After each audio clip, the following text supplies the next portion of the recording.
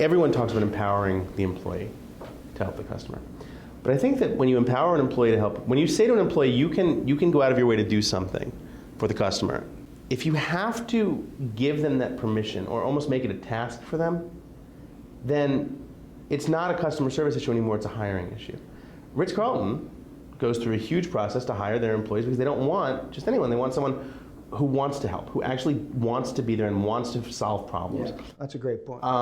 My favorite two stories involve two of the biggest guys, Verizon and Hertz. You know, I land in Dubai, and I have global roaming on my phone, and in 3 minutes, I get a text that I've spent $300. Okay, something's wrong. I call, you know, back to the US, I get George or whatever at the call center, and he's like, oh yeah, you have global roaming, but it doesn't work in Dubai. Okay, What part of global don't you get? it's more like hemispherical, right? It's like hemispherical roaming. But okay, so I'm here for a week. What can you do for me? You have my credit card. Bill me $1,000. Give me a couple of gigs of data. I'm fine with that.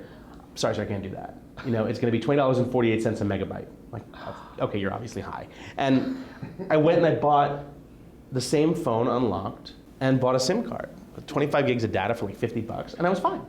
Had he been empowered to help me, say, you know what, Pete's been with Verizon for 11 years. He's had like 35 phones. He goes overseas all the time. I'm going to do this for him. Because it's going to, now I have an international unlocked phone that I carry with me whenever I go overseas. I haven't given Verizon a penny.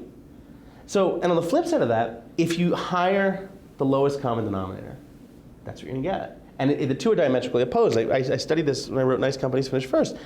You're diametrically opposed because you want to hire cheapest labor you can. But the cheapest labor you can is often going to screw you in the long haul. Because when I was at Hertz and 40 minutes waiting on the preferred line because my name was on the board, went upstairs to the main thing, another 40 minutes. Finally I get at the counter, the guy says, you know, sorry, we can't, I can only help you. You're preferred, you have to go back downstairs. It's the same computer system, so you can do this. I believe in you. And he's like, sorry. So I walk across, this is Phoenix, where they're all connected. I walk across to Avis. I would rather sit on a bus made of razor blades and drive it through a lemonade waterfall than ever rent from Hertz again. And when I wrote about this on my blog, Avis reached out and said, hey, we really, you know, have two things. We've heard before, we've gotten a lot of new customers who come over from Hertz to Avis in Phoenix, and we noticed that you rent sometimes. We're giving you chairman's preferred whatever. They took me from just a regular pissed off customer and turned me into a loyalist. Mm-hmm.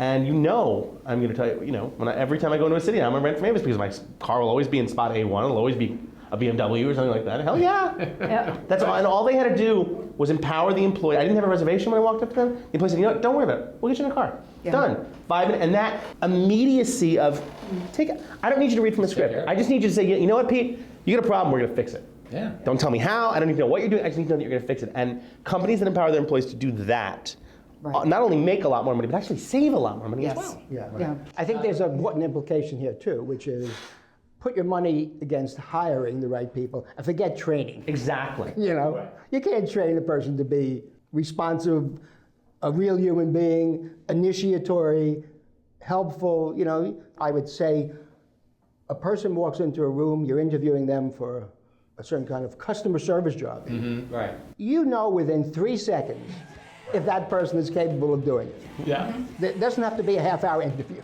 So two things Peter said, and I'm going to turn it over to Deb, because I know she has a lot to talk about onboarding and hiring and